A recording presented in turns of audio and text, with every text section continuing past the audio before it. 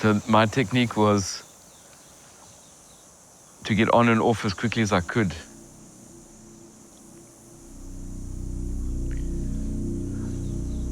To spend too much time there, it's devastating, absolutely devastating.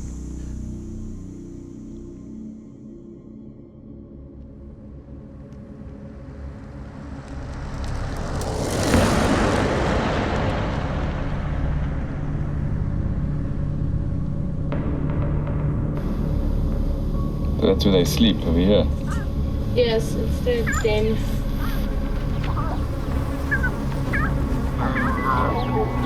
Let's wait for your mom.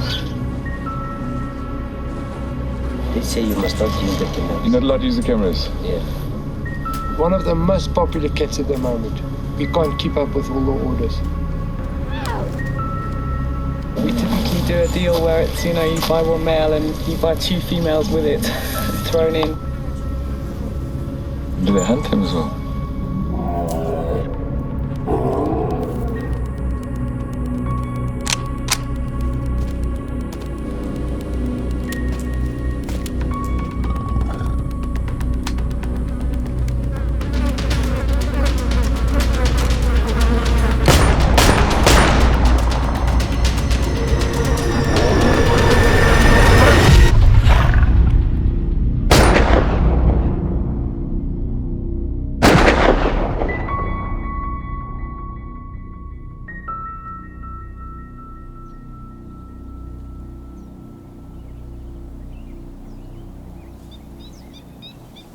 For me, part of the story, part of the narrative is brutality.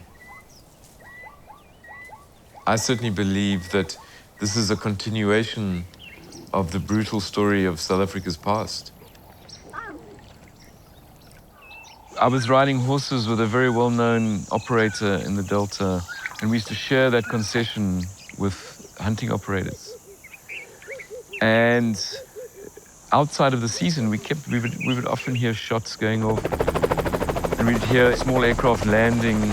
Those shots we were hearing in those light aircraft were hunters operating illegally outside of the season. And that's really what got me going.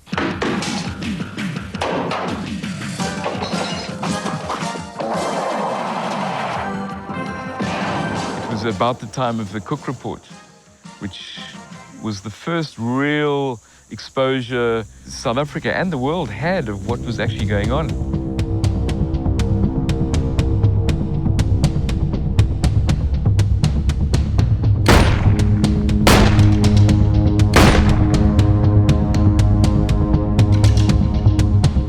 A canned hunt is where the target animal is unfairly prevented from escaping the hunter, either by physical constraints such as fencing, or by mental constraints such as being habituated to humans. I was involved with the Cook Report in the hunt that was featured on the Cook Report. And that was through sheer ignorance at the time, greed at the time, call it what you like.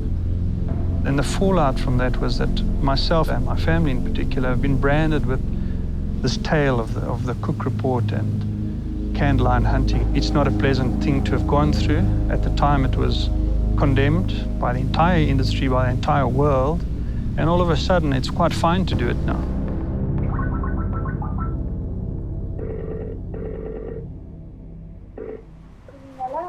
Hi, I'm calling from the United States, and I'd like to see about doing one of your lion hunts.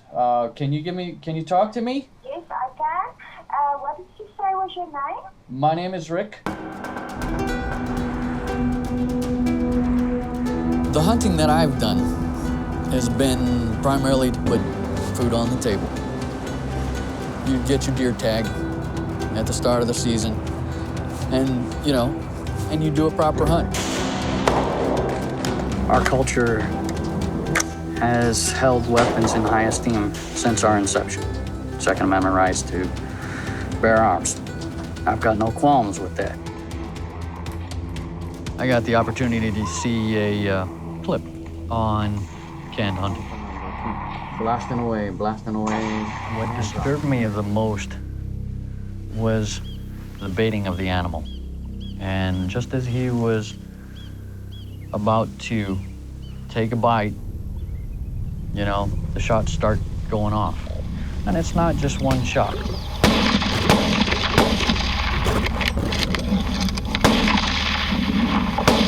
whoa, that's enough. 6 shots. 6 shots. I think that's what propelled me into this and made me want to find out for myself. We do know that about 5-6 years ago, the South African government did try and do something about the predator breeding and can hunting industry. And the government won the first round of cases, and that was well publicized, but they lost the appeal, and that wasn't well publicized. And so we have this perception amongst many people in South Africa that can hunting has been done away with. The fact that the Predator Breeders Association won the case is undoubtedly being used by them to say that what they're doing is legitimate, it's not unlawful. The canned hunting situation really falls through the cracks in our legislation. The disheartening point now is that, of course, government have done nothing since that court case was thrown out. And so today, in the, I don't know, 4 or 5 years since then, we've actually probably had a doubling in the size of the industry. See what this one says. Well, I went online and took a look at a number of different websites. If you've got the money, you know, there's people here who will take it. I've got like a, you know, a limited amount of time that I'm gonna have free. 3 days, 2 nights will be fine will be enough for the lion hunt. Okay. Yeah, they came back with 14 animals. Pictures of 14 animals. 13 of them were males, and 1 was a female. About $16,000 for a young blonde mane male, on up to $48,000 US for one of the big black mane males. There are numbers from 1 to 14. Then you will see the darker and the more the manes are, the expensive they get. Okay. Click. I want that one. Type off an email. Let me have that one. You can bring your friend along to take the DVD or the video. Right. So I can do a video and a sound guide without any problems? No, that wouldn't be a problem. Perfect. Thank you so much. We'll talk to you soon. Thank you, Rick. Take it out. Goodbye. Holy crap. Can hunting is all about a quick, easy kill for the hunter, and it's about large profits for the operator. And so the best way to achieve both those goals is to breed lions intensively.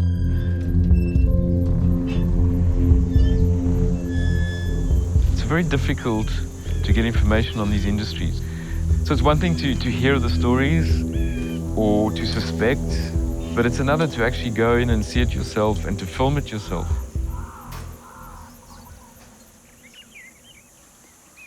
So that's what I did.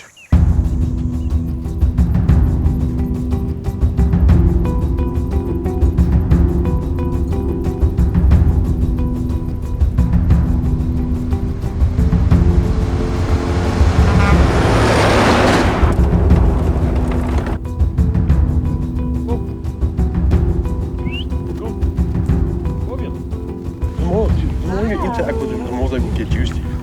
But you never get a lion tame. Never. Because they're born to be wild. That mane's very black, eh? Yeah, it's very black, yeah. That's what makes it, you know, a nice line, you know, the blacker the mane, the nicer they are.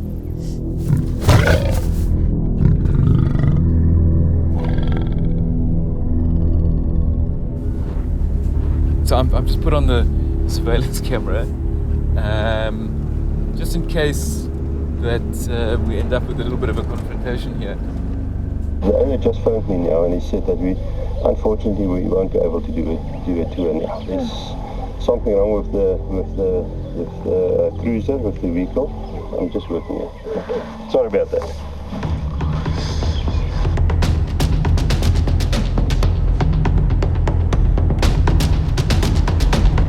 Hello. Hi guys. I'd like to see, is Mrs. Ingrid Swart here? No, she's not here yet. She's due to arrive any minute now. She went into town to collect milk. She was due to arrive around 3:30. I know. Huh? I know. Yeah. He's going to tell us the three people are here. She's going to be a little more delayed in town, so she doesn't know really. She might be an hour or two. Hi, is that Ingrid? We've just come to chat about what you do here and what you're involved in. So there's no chance that you'll be back in the next short while. Another way they protect themselves is that they pass on information to each other about people who may very well be on their property filming and asking the right questions. So when we approached the first property, the owner of that farm was suspicious of us, and very quickly he had phoned other farmers in the area. And so when we arrived on the properties, they already knew. Coming down this road now, it takes me straight back, and I have very clear recollection of how awful this place was.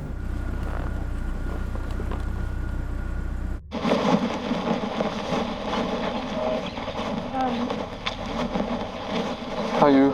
Fine, and you? Thanks. Well, what do we pay to just have a look around? No, you don't pay and walk around because you are from the Greenies. We know you. You are from the Greenies from overseas. Yeah, I don't know from where, but you are from the Greenies. So it's better for you to go away. It's much easier for us. Because we had a lot of phone calls. Nature Conservation phoned us and told us this morning you was by 2 or 3 people. You stay last night by Johan, then you go to the toy and then you take thousands of people photos. So no, I'm not arguing anymore with you. So can you go, please? We want to see what goes on. I mean, these are open to the public. I'm very sorry, guys. But what is there to hide? That's the point. I give you 2 minutes to leave my property. 2 minutes. 2 minutes. I give you 2 minutes. Oh, yeah. No, Nick, don't. I give you 2 minutes, you must go. You can go. I give you 2 minutes. It's exactly the same guy who I had an altercation with 12 years ago. And his attitude hasn't changed one bit.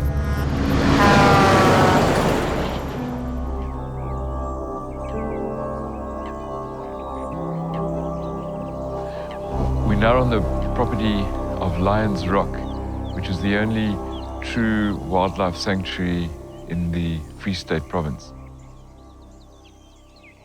12, 14 years ago, this place was actually one of the worst of the predator breeding operations. And it was one of the first places that I came to and was able to draw the link between the breeding that was going on and canned hunting. We did a sting on the internet. They sold us a whole lot of animals, including a big male white lion for, back then, $130,000. And I was able to match the image they'd sent us and the picture that I took right here. They were selling this facility as an educational center and as a sanctuary. But I'd been tipped off that, in fact, it was a canned hunting operation. And what I had to do was try and find where the actual breeding center was. And I managed to get some information from one of the staff on the farm. And I just asked him, where would I find the breeding lions? And he said to me, take that road which says strictly forbidden. That's where the farmer's house is.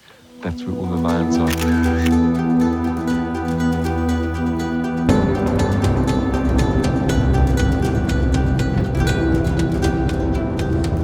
Done some research on regular lion hunts, and they may take 2-3 weeks before they even get a shot off. Whereas what I'm doing is I get there on Monday, Tuesday I tour the place, Wednesday I get my lion. It's like, bring them in, shoot them down, ship them off. It's entirely too easy. Is the industry still growing? It's definitely still growing, yeah. Remember, most of these predators are going into the hunting market. I mean, I can prove it with the amount of permits that are being issued at the moment. So, yeah, it's a big industry. It's a massive industry. Yesterday we visited a particular operator and they didn't like us being on their property. Nature Conservation phoned us and told us this morning you was by 2 or 3 people. That doesn't make sense to me. I mean, why would we as a department phone a private predator breeder and tell him don't allow those people there? I mean, the only deduction I can make is they must have something to hide. If you want to start a captive breeding facility for lion or for predators, all you need is the money to buy the land, to put up the fences and to apply for your permit.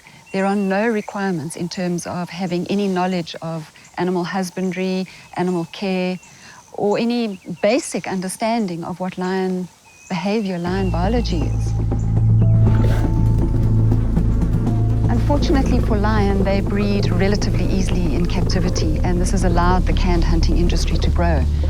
They now need a ready supply of animals, animals that are relatively tame and can be managed, and that can be profitable, so they need to be done in a very intensive situation. So groups of animals like this will be put into very, very small breeding camps, and literally it just becomes a battery farming situation.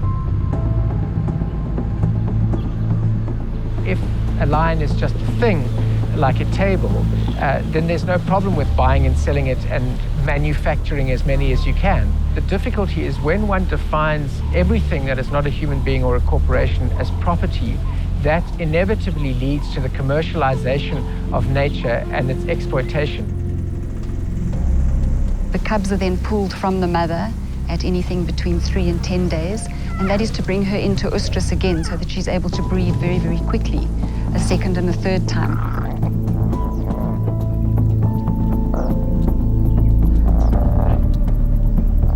So she's breeding many, many more times in her life cycle that she would be doing in the wild. You're actually wearing her out, you're exhausting her. And there's also, it shows that the cubs bred under those intensive situations are becoming progressively weaker. They're not looking to have genetically healthy animals. They're looking to have as many animals as they can to pump into the industry. The stress that these intensive bred animals live under is unbelievable. And we are sitting on a time bomb. It's not illegal, unfortunately. It's very unethical and completely against the animal's welfare, but it's not illegal. And the lion farmers know that. So they generally do as little as humanly possible for these animals. Breeding wild animals is no sin. It is an international accepted norm. They do that with buffalo and with roans and with sables and with crocodiles, but no one complains about that. They complain about lions because the lion as a species has this special position in the mind of people.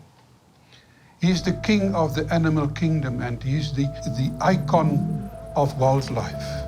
But that's only a perception in people's minds.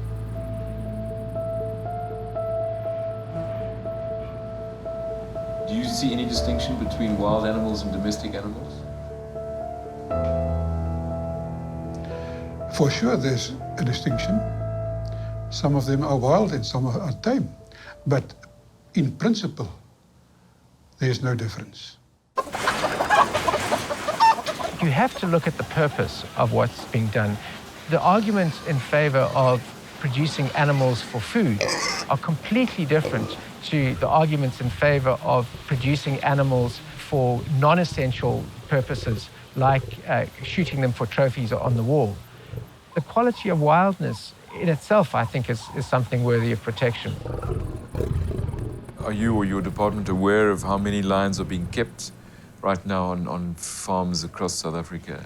There's approximately 6,000 lions now in about 200 facilities in South Africa. The department's aware of certain segments in the international community that is opposed to certain activities involving captive bred lions. I do not think that the concerns relating to malpractices in the industry should overshadow the conservation success that South Africa has had, especially in terms of lions. So, I mean, in short, intensive breeding of lions is acceptable? It is a regulated activity, so yes, it is something that will be authorized, provided that certain conditions are met. The Department of Environmental Affairs can only legislate based on biodiversity threats. So, for example, if captive breeding of lions was leading to the extinction of wild lions, then they could change the laws. But because captive breeding of lions is causing animal cruelty, they can't do anything because it's welfare-based, and welfare falls to Department of Agriculture, Forestry and Fisheries. So it's this absolute mess. You have a national department that forms policy but cannot tell the provinces what to do. Passing the buck is exactly what applies to the legislation in this country. These are animals which ought to be wild, but because they've been removed from the wild, are effectively domestic, but aren't properly covered by the legislation dealing with domestic animals either.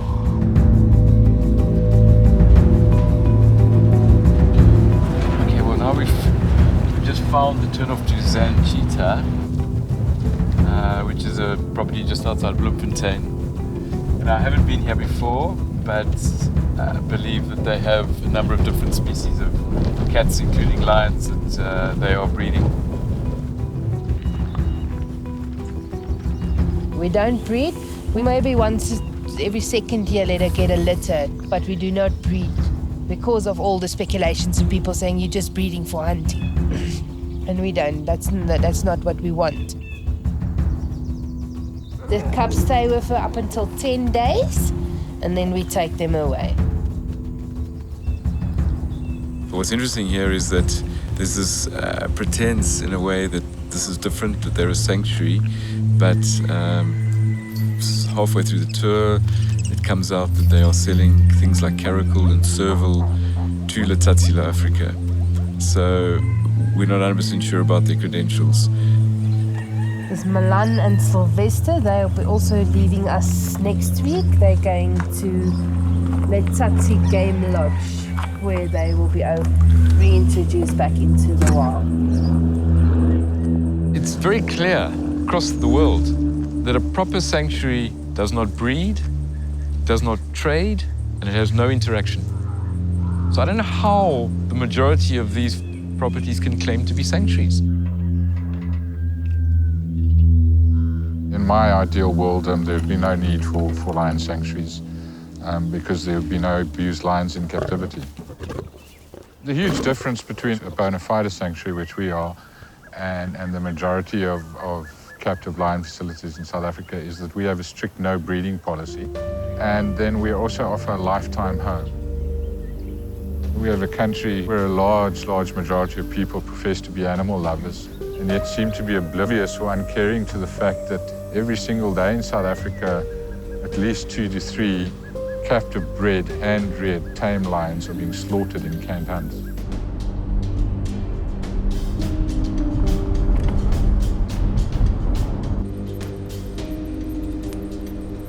I've got 2 black breeds, and I've got the white lions, and I've got brown lions, and the Bengal tigers.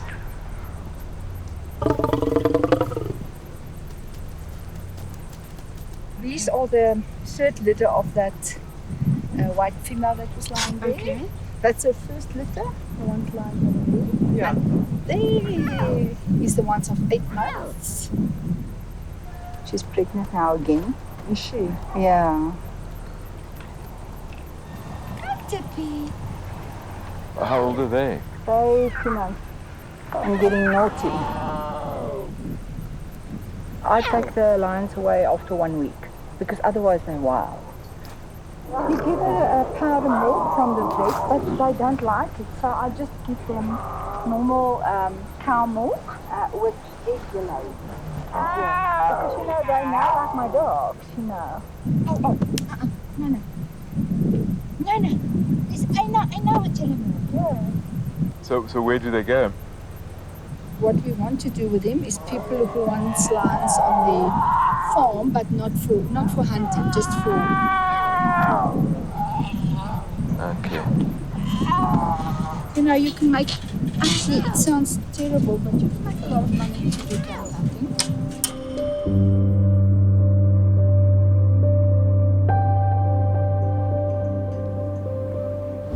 I think a lot of these owners actually don't want to find out anything more. They actually love this concept that they have these wild animals around them and that they can play with these babies. Naughty.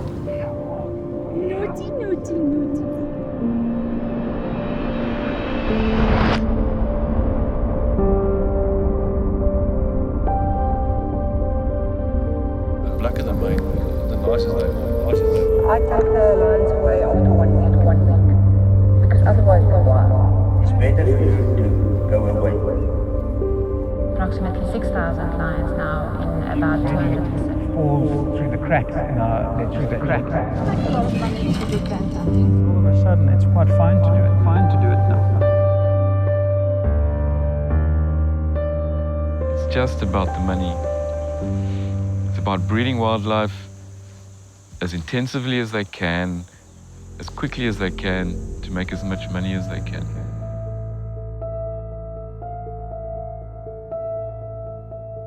Predator breeding and can hunting took hold in South Africa because there were a number of factors that were in place. One is we have private property laws. This is my land, I can do what I want to do behind these fences. Number two, biblical issues. There are a lot of people who point to the fact that man has dominion over all other species, and because of my religious views, I can do this. Thirdly is, remember, a lot of these people involved in these operations came out of the apartheid era. And these are people who had no regard for human rights. So to ask them to make the leap from having no regard for human rights to consider the welfare or even have a consideration for animal rights, it's beyond their frame of reference. Maybe predator breeding, can hunting is one of the offshoots of that period in our history. So this is a female lion then, yeah? This is the female. Yeah. Just gotta unfold them. Wow. When I visited the taxidermy place prior to getting up to where I was to do my hunt, that place was incredible. I mean, they must have had the skins of over 1,500 animals. It's a half mount, so the client hasn't got space for it, so it's being hung on the wall, jumping out as it's about to attack. There were so many animals. It was amazing to see. You know, a little bit disturbing. Mr. Gabriel over there, he's got his hands out. He's going to have a wooden tray on it for business cards. We do wonderful things for open. That one's dragging a bushback. It's a beautiful pose on the lioness. It's a very natural pose. That's what struck me about the lions that I saw in that taxidermy place. They weren't scraped up. They weren't scarred. A lot of times when you watch the videos, the males are just like all gnarly looking. You know, they've got scars on their nose because they've been fighting over either females or they've been fighting to take over a territory. They've got scars on them.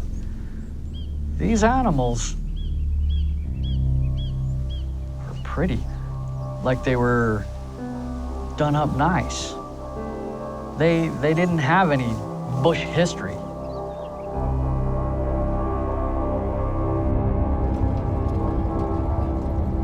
I don't know how I'm going to react. I don't know what I'm going to feel. So I've never done this. You know, I've never been a part of this kind of thing.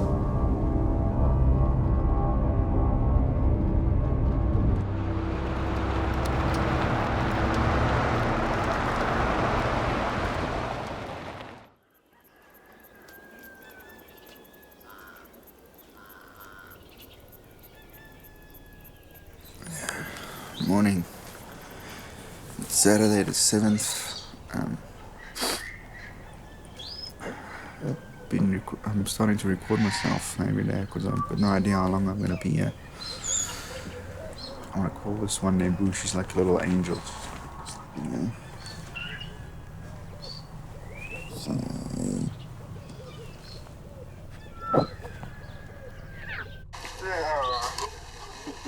Up to date, I've worked at 2 of these places, and the first time I've got introduced with these breeding farms, I thought that it was all for conservation and very ethical. It had always been my dream to come to Africa anyway, but I got to a point in my life, I guess, where I got fed up with touristy holidays and I wanted to give something back, and I thought, well, I've always been a cat person. For 30 days, you pay me, it was $2,800 US. They would house up to 35 volunteers at the stage, and there's not a lot of work for all of these volunteers. When these overseas volunteers come there, what I've noticed is they're very blind to the fact of what is really going on, of what I've picked up working at one of these places for a year. Well, at first I thought it was amazing, you know, how we could get interaction with them. So weird. But the more I got into this, I just see and notice that there's something that's not right about this place. These places were saying that they were taking these lions and putting them back into nature, and it was also that the lions are on decline in Africa, and they're using these breeding projects to put them and house them back into conservation. And when do you take them away from the mamas? We usually do it at about 2 weeks, but these guys were an exception. We took them off for 3 days. The cubs are then taken away, and that produces another whole industry in itself, in that you then have these orphaned cubs that are put out on adoption, that become part of these intensive volunteer programs, and young, keen volunteers come in and believe that they are rearing an orphan lion cub and that they are contributing to conservation, when in fact in many sad cases all they're doing is rearing a cub that when the right age and no longer good for photographs and to pay and play, then gets put into a hunting situation.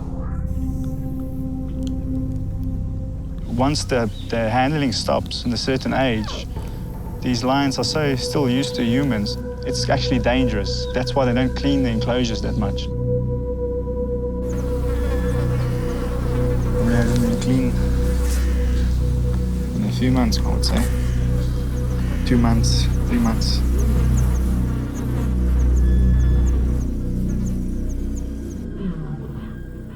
It's Sunday, it's feeding time. As you can see, these 7 lions in a small enclosure. It's just harsh to see.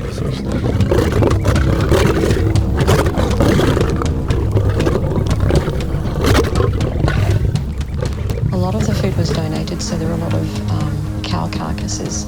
But to my knowledge, none of those carcasses were ever assessed to find out whether they'd been on antibiotics, whether they'd been ill, how long they'd been laying in the field before they were picked up. So, you know, who knows what we were passing on to the animals.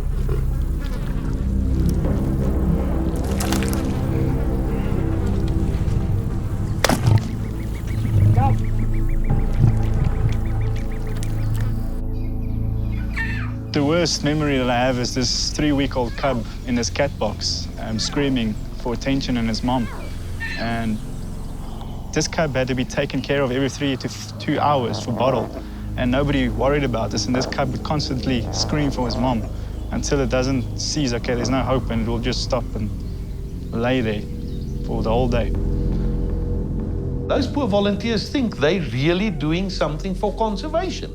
In the meantime, they're just looking after the predator owners' animals and hand-rearing them and giving them milk, and they sleep with them and that type of stuff. I mean, that's not conservation. Far too many students are coming in on this paying system because it's become a massive industry. The most common question asked by people on arrival here is if they're lion cubs that they can pet. Of course, they get our standard response of no and an explanation as to why we don't have lion cubs. It's actually quite shocking how many people then leave because they're after that quick fix.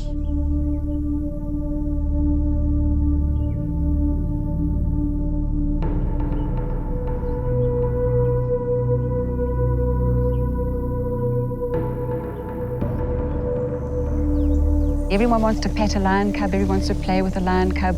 They want a photograph of themselves on Facebook with the lion cub. And the wool is pulled over their eyes. They have no idea in many cases.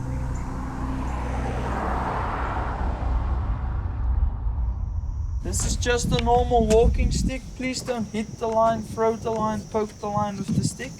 It's just if you feel uncomfortable, if the lions come walking to you, you put the stick between you and the lion. They learn this sign means stop for them. You'll see the lions are like models. They like it when people take pictures of them. You guys can go and touch the lions if you want to get the nice Facebook profile pic. So how old are they when they get here? About a week, 2 weeks old. We get them so young so that they can respect us and they know us very well as if we are their parents. We start walking with them when they're about 4.5 months old. We show them what to do and where to lie and get used to the meat stick.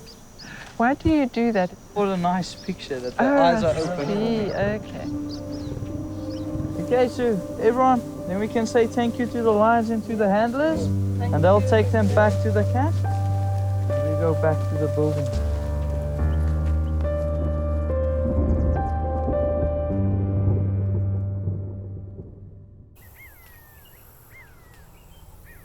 Why did you come to work on a place like this? Because we don't have lions in Germany. It's amazing. It's a wonderful experience. Can feed them and can I stimulate them, can touch them and hear the sound in the night, the roaring. Yeah. It's like an earthquake. I'm always very happy when I hear it. So how many lions have you got here? I think it's around 120 at the moment. If you're holding them and they don't feel like you're keeping them tight, just let them go and let them run around, let them explore. You're more welcome to touch them and let them sit on your lap. Just have fun. How many volunteers? We have about 25 on this. 25 volunteers, okay. Yeah. So yeah, they usually adopt a cub, then they pay an amount of money in each year for the food and the vegetables and all that.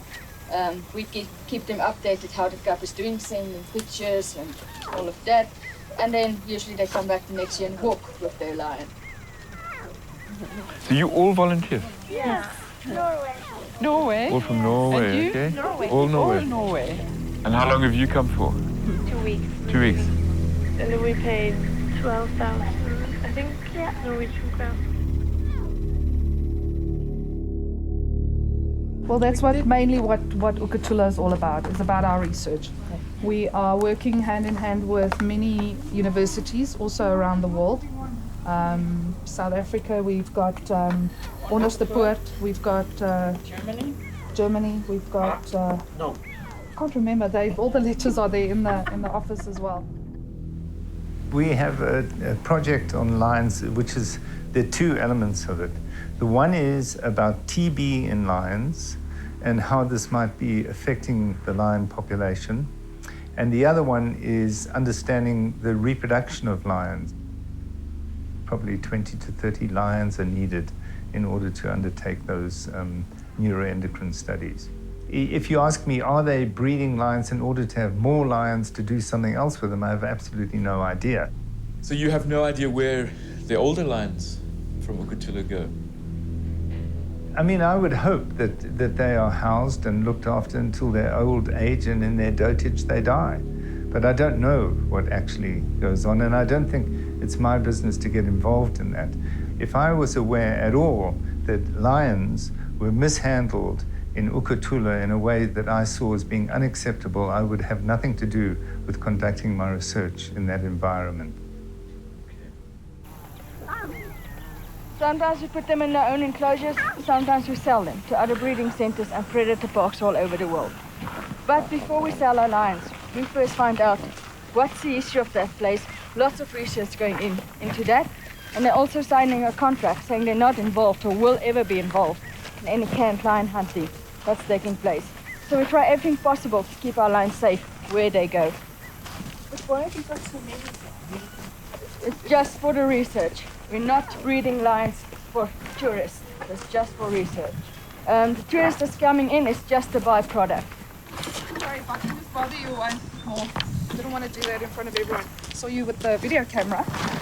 Just if you use any of your footage onto your social media or anywhere, if you can just contact us so that we can give you a release. We've had instances where our footage has been used and we've been misrepresented. The feedback we get from most of these facilities is that we don't breed and that we're not involved in canned hunting. So of course that begs the question, where do all these cubs come from? And where do all these older lions go?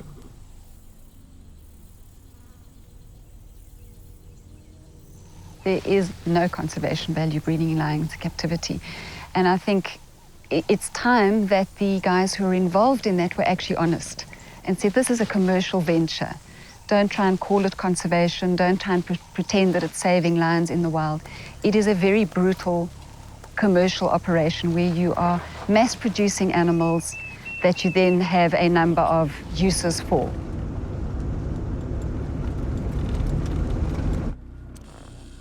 A lot of my work has been based on informants. And about 5-6 years ago, I got a call from a policeman, someone who works within the Wildlife Crimes Division, and he told me about the lion bone trade. The whole lion bone trade is based on age-old concepts of traditional Chinese medicine. They had a whole section dedicated to what they call tiger bone wine. And really what that meant was taking a tiger carcass, submersing it in a liquid, and that fermented, and the potion that came off that was then sold as a medicine. The Chinese banned the trade in tiger pots back in the early 1990s. And so there has been a scarcity of bones of tigers to go into these vats. The past 2 years, the lion bone industry has boomed.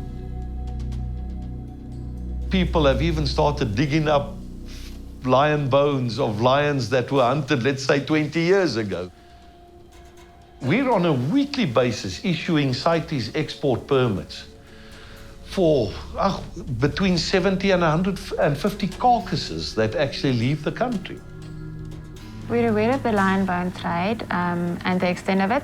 At the moment, the department regards it as a sustainable activity. The bones are obtained as a byproduct from the lion hunting industry. When you're doing canned hunting and you're captive breeding predators for that, the animals have to be in at least a certain reasonable condition in order to be acceptable to the hunter.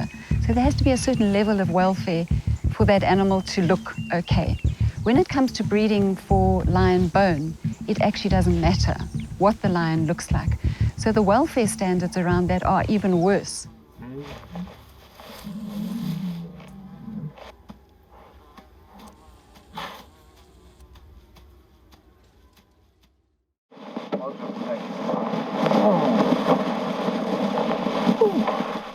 Hi there.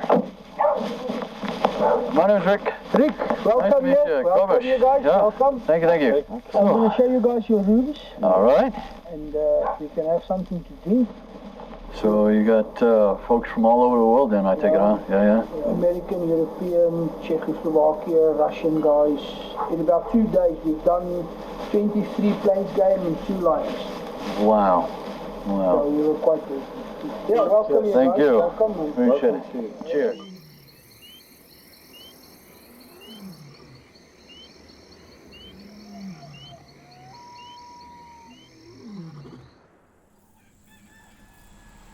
Hi guys, it's 5:20 in the morning.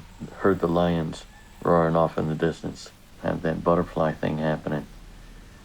But each time I have to get myself settled back down and focus on what I gotta do here. How's it? My name is Rick.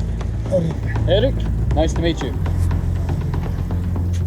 We're about ready to head off and do some target practice and see how well I shoot.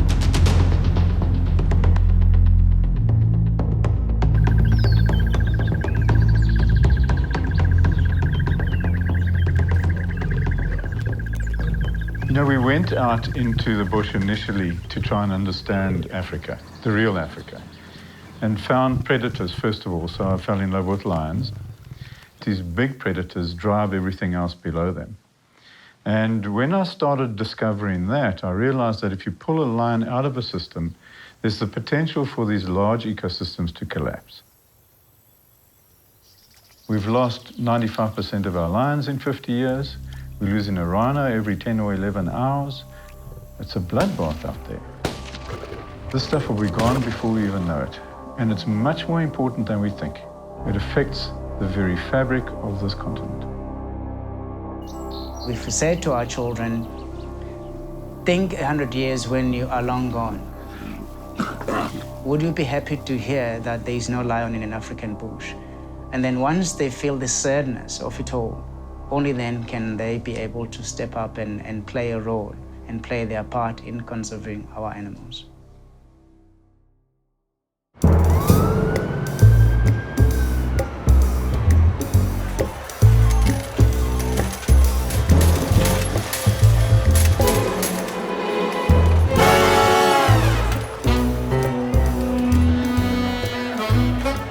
Really, we're at the forefront of the whole effort for lion conservation.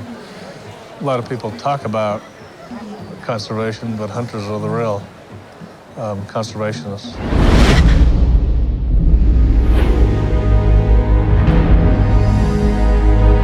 The most effort, the most money, those are the people that are actually in the field. That's what Safari Club does. Safari Club brings all those people together, gives them goals, gives them commonality, gives them something to work towards. So Safari Club International is the largest, certainly American hunting organization. Some people even refer to it as the largest global hunting organization. Literally, the A to Z of trophy hunting is on display at those conventions. And then, of course, you'll have access to hunters who can tell their stories. And one of these is our lifetime membership with the Phoenix chapter. One is lifetime member of SCI. One is Hunter Legacy Fund, the patrons. This is the World Hunting Award ring. 29 major awards. As far as I know, more than anybody. I think South Africa is most probably one of the only places in the world where we breed lions commercially. And we breed them for hunting. And there's a lot of controversy about this issue. People that are non-hunters believe that hunters like us hunting these lions drive them into extinction. But we're actually not. Because we breed them commercially, we grow those numbers.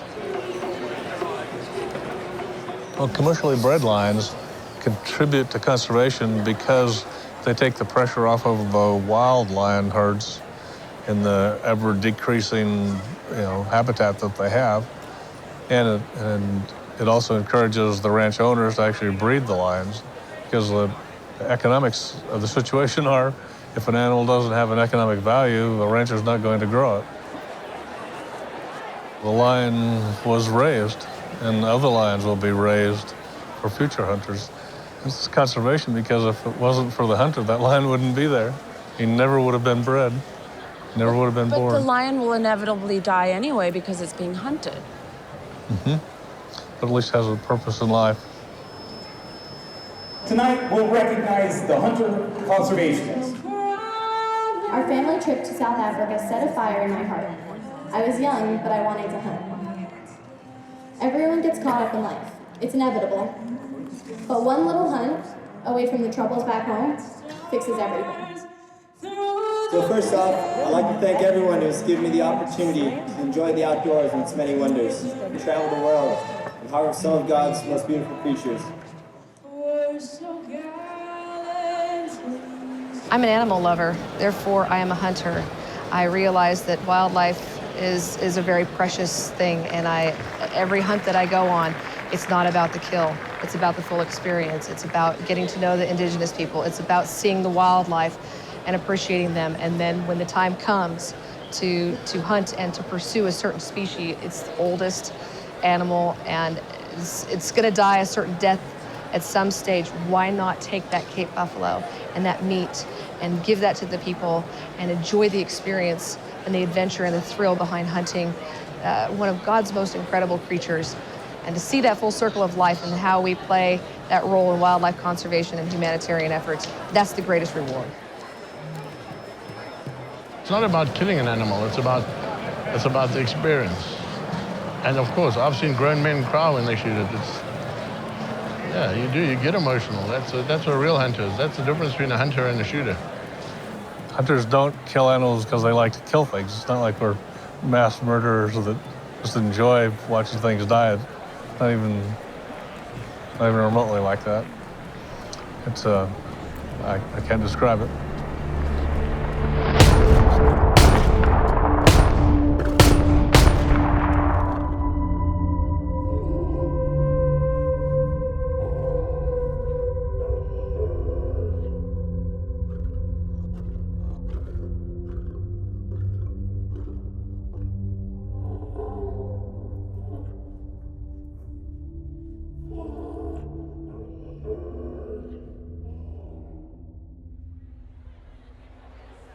There's no comparison between hunters and non-hunters because, again, hunters understand animals.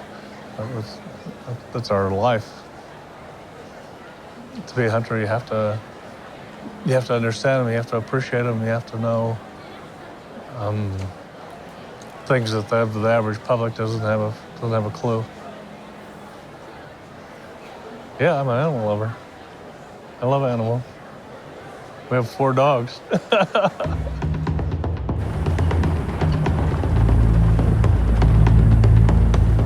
Why do you guys have the donkeys? Lion takeaway. Lion takeaway. Oh. As soon as we drove up on some of these animals, off they went. You know, they would look at us and they'd kind of keep an eye on us, and then they said, okay, that's enough. We're out of here. They associate that vehicle with danger. I want him to eat him. Me and you. Yeah. All right? Maybe it's poison. Oh, okay. We must cut it. Well, we'll find out. Yeah. We must cut it in the half. All right. Okay, so I taste it. All right, here we go. It's sweet. It's like a melon.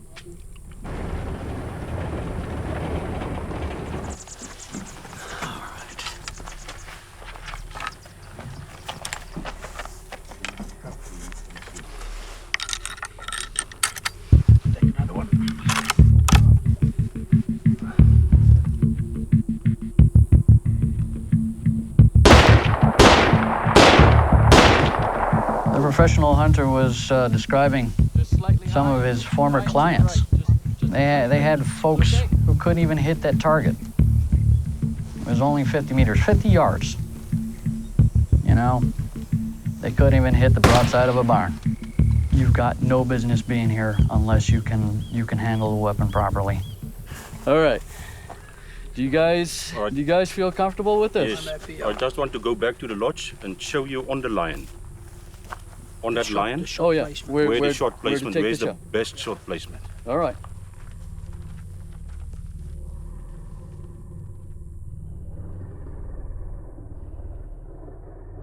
You can't look at predator breeding and canned hunting without addressing the greater trophy hunting issue.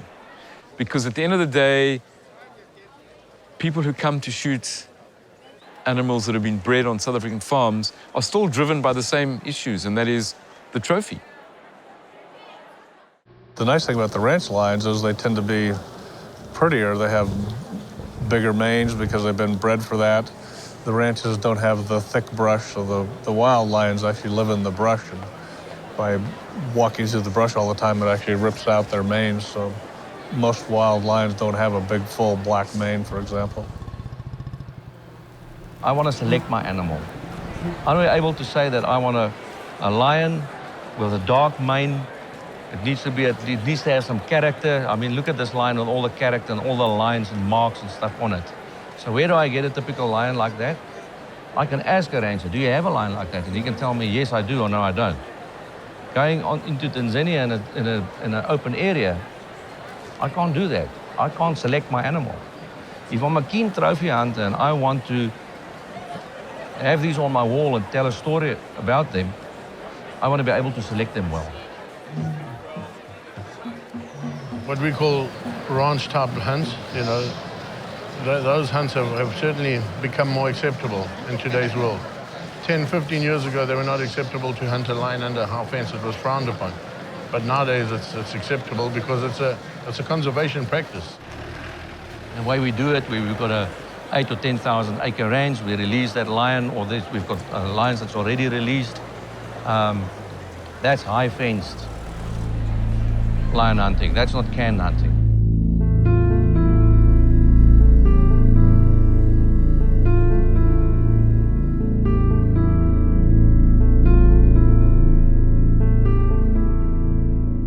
In the interview with the Professional Hunters Association, they spoke very clearly about we are against canned hunting. So you ask them, well, what is canned hunting? They play with these nuances in the word. So they're against canned hunting, but they're now trying to get into bed with the breeders and our government to cash in. I don't think it's going to stretch anybody's imagination too far to realize that rapidly, and with rare exceptions, all forms of hunting is becoming canned hunting. These animals do not have infinite space in which to escape. It feeds into the whole advertising campaigns which you are seeing at the moment for trophy hunting and trophy hunters, is that your kill is guaranteed.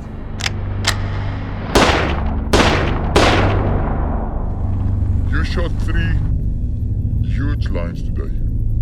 Congratulations, sir.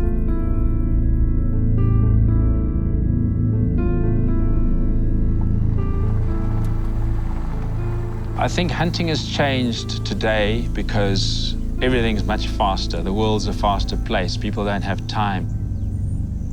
In a sense, the instant gratification has brought rise to things like the captive bred lion shooting, as we call it. Hunting's not a term I'd use there. I've done a lot of wild lion hunting, but I do know people who've done captive bred lion hunting, and I think that there's an enormous difference.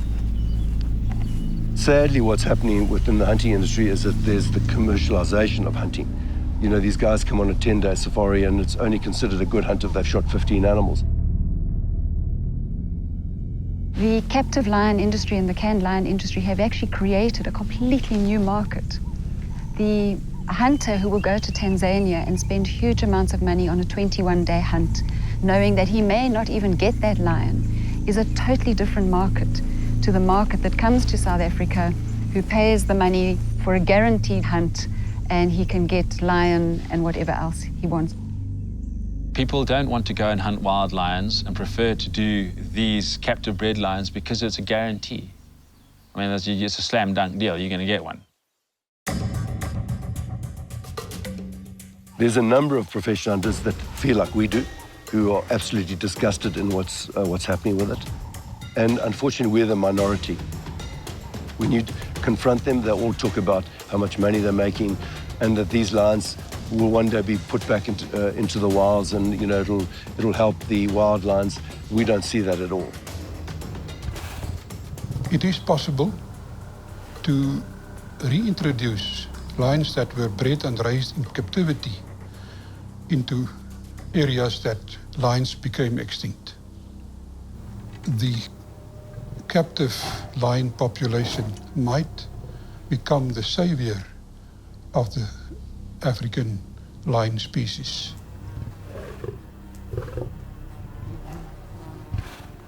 Using captive bred lions as a source for repopulating or supplementing wild populations is it's a bad idea.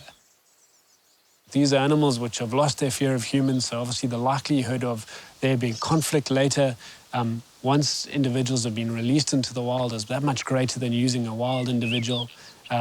They've lost some of their ability to hunt, to basically survive in a natural setting and compete against other carnivores. There's also limited territories available in the wild for lion. And if you then put a new male into that group or new females with her cubs, you put those animals that are already in those territories at risk.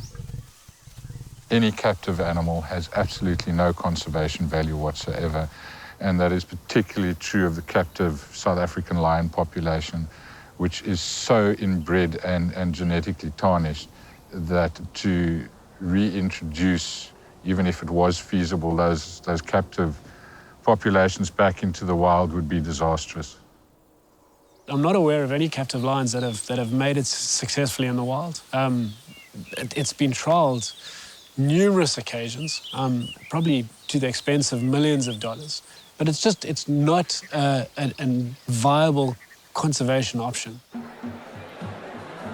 So what do you say to the people who say lions are endangered? I don't know what they're talking about.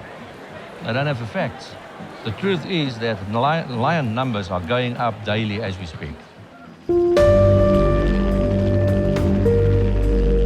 Many of the hunters you speak to will even say that the lion populations that they hunt are increasing or at least stable.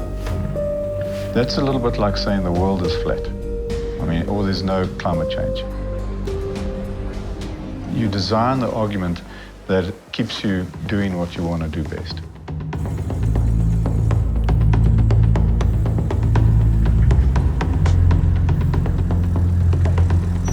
All right, here we go. Let's go take a look. If you got a broadside shot, I want you to shoot a lion here. In the shoulder. In the shoulder. The reason why they were saying shoot him in the shoulder was so that you would disable him, so that way he could not charge. If you shoot a bad shot in this area, the lion, there's a possibility of more than one shot. And we want you to kill the lion with one shot. If it happens that a lion end up on one of us, don't shoot. Please don't shoot.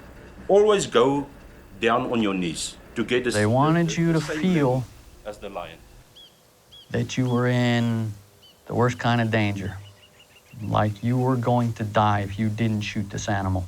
Always expect the unexpected. If the lion charges, don't run, guys. Please don't run. People stay close as possible. Yeah, stay. You will be always between me and Quibus. If a lion charges, keep on shooting. Even when see the lion is laying down and the ears back and the tail is wagging, then you must this know. lion is angry. Can I take a breath? Yeah. No, just be prepared. It is a lion, and it's not tame lion. The amount of money that a hunter spends with us, on average, is $20,000 per hunter. On a photographic safari, the average that we can maybe in the same amount of time get from a guy taking photographs, maybe $2,000. So 10 times more money from the hunter than from the photographic safari guy. So the economics is there on the hunter side. We talk about sustainable use and we talk about the wise use movement. I think they've both been hijacked. I mean, those terms I don't think were originally intended to represent a kind of opportunity for people to, trophy hunt or to carry out sporting activities. You cannot stop hunting ever because it puts a value on the animal. It makes it worthwhile.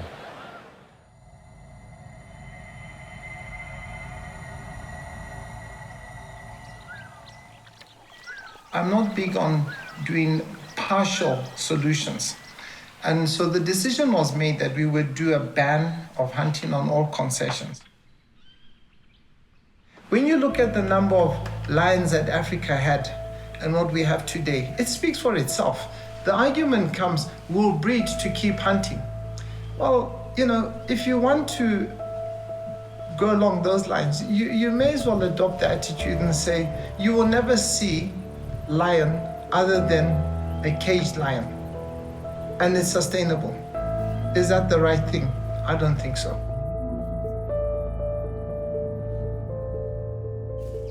They've had 20 years now to look at the two land use options side by side.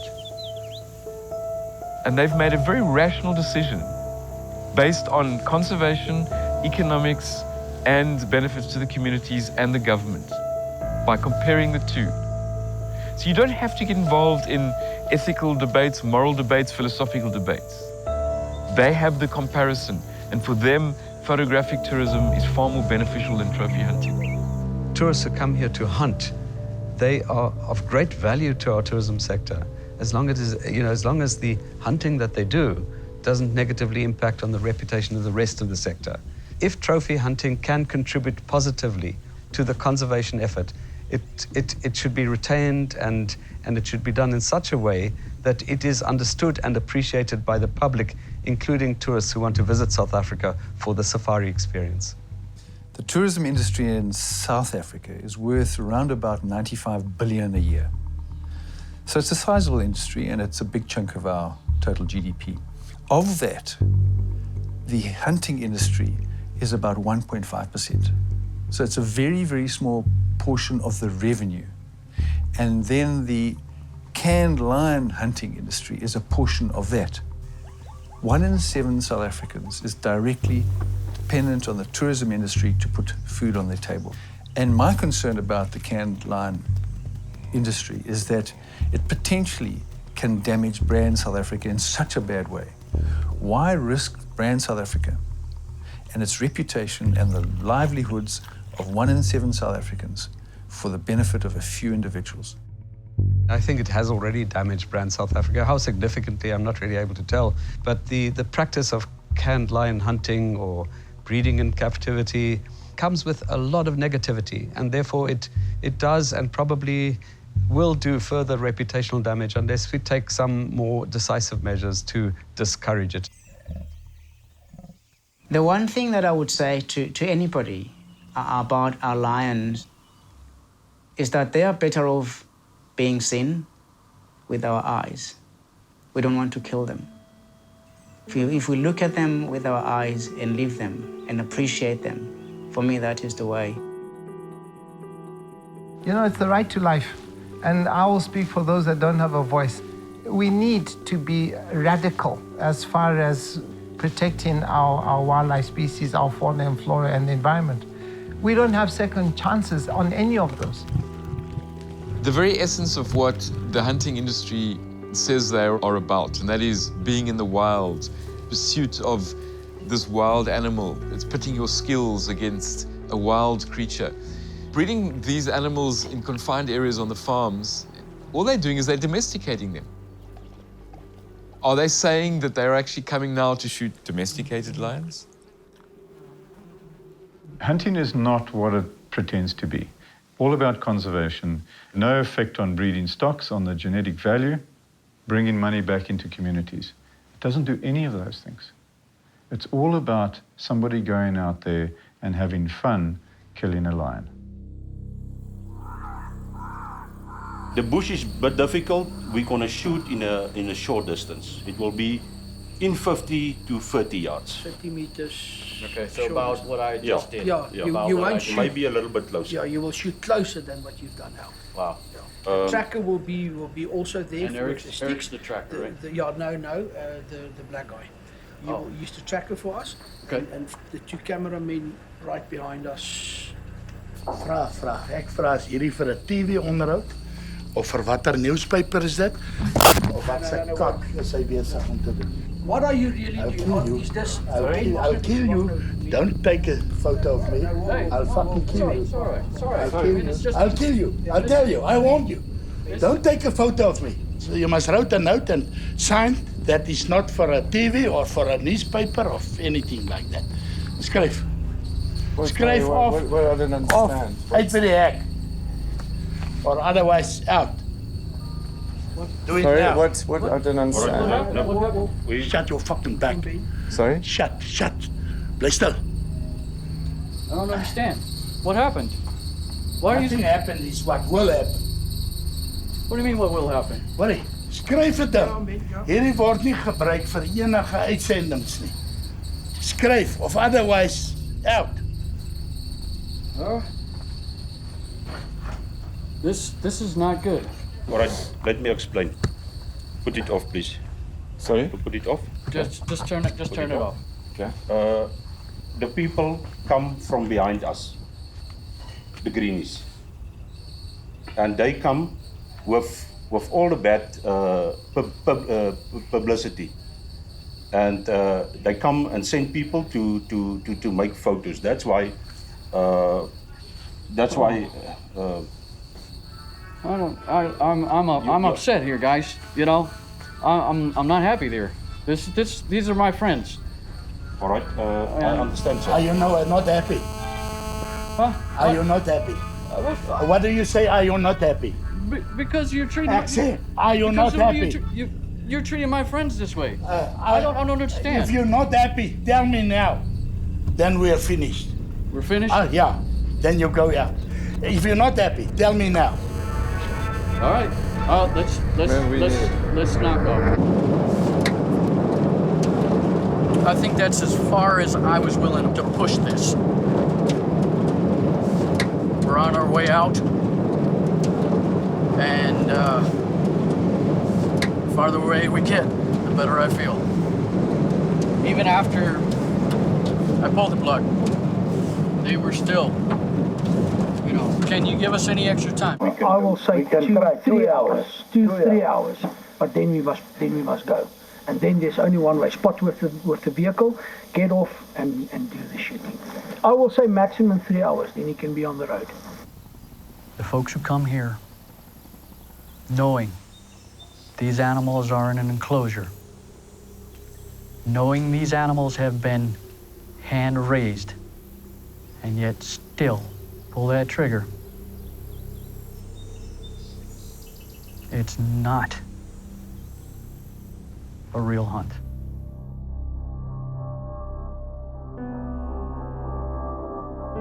Right from the beginning, the idea was that he was never ever going to shoot the lion.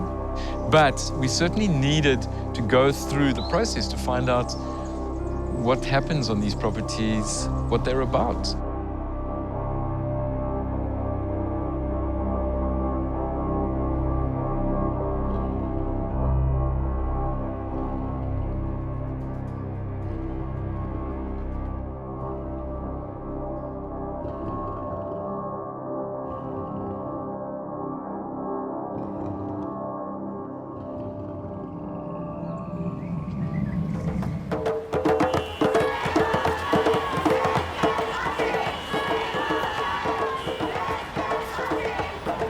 It's going to be a difficult battle to close captive breeding and can hunting. There's no doubt about that. I don't know how, honestly, the South African government is going to be able to tackle this, but ultimately they are responsible because it's the lack of regulation in the early days or the lack of law preventing canned hunting from developing in the very early days that has allowed proliferation to the point where now we're not talking of a few hundred animals in captivity, which would be a huge challenge anyway. We're talking of 6,000 to 8,000 lions in captivity in these canned hunting facilities. What are you going to do? You're going to create sanctuaries. Are you going to then sterilize every last one of them? Personally, I think the whole lot should be euthanized. And however terrible that might sound, what is their value to us today, honestly? You know, euthanasia is the quickest short-term solution. But if the government and the conservation authorities were really serious about closing down the captive breeding industry, then to institute a ban on captive breeding would see the natural death of breeding farms. Our first step is to be in one mind as a country about whether we want this. Is this something that we feel proud of as a nation? My feeling is I'm not proud of it. If we're very proud about our continent, about our community, about our animals, only then can we protect it. I think we should consider stronger measures to control, if not to ban, breeding of lions in captivity, because we simply don't need it in terms of our conservation effort. When we talk about demand reduction, we are talking about turning off the taps of those people who are coming to buy the trophy hunts. I can't have this discussion in South Africa. The trophy hunting industry mostly are on sides with these breeders and these hunters. The best way then to tackle issues to go outside the country and hit the problem at source. Etelä-Afrikassa tarhataan uhanalaisia eläimiä metsästä. Already since that trip to Switzerland and Finland, I've had feedback from the UK, from Holland, from people who are now interested in taking up this issue. I want to announce that Australia is committing to be a leader in ending the insidious practice of canned hunting.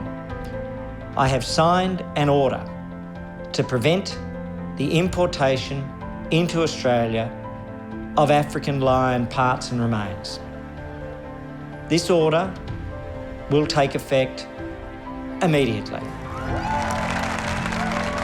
It is part of the global movement to end canned hunting forever.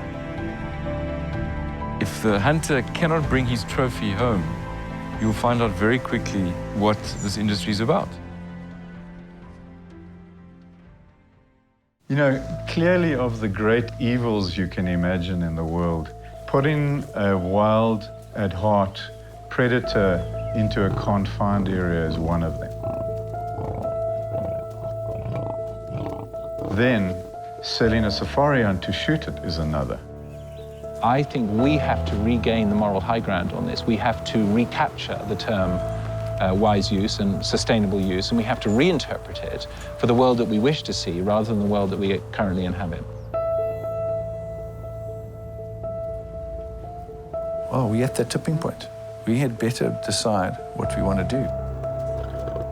Up until a few years ago, we referred to lions as lions. This country, this industry, has ensured now that we have to differentiate. We have to talk about wild lions.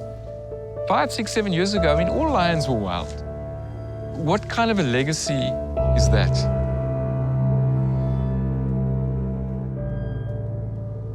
Part of what we need to achieve is to get off our pedestal as this superior, arrogant, exploitative species and embrace our participation in this magnificent community of life. Nowhere else in the universe have we found any life at all, let alone the kind of incredible community that we've been born into. And the fact that we choose to devastate it is a fundamental error. And stopping that will start with things like stopping canned hunting. Some hunters do lay down their weapons. Why do you think they do that? It has something to do with the look in the eye of the animal. And for the first time, that hunter sees himself in the eye of that other. And I think it is the beginnings of seeing everything in life differently after you put down that gun.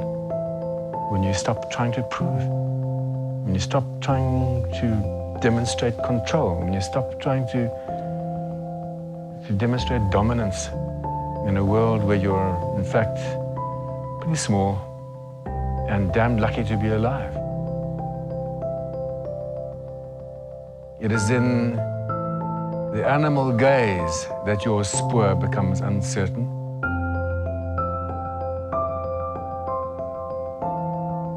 That who you are is shaken. It is in the eye of the prey that the shift of skin takes place.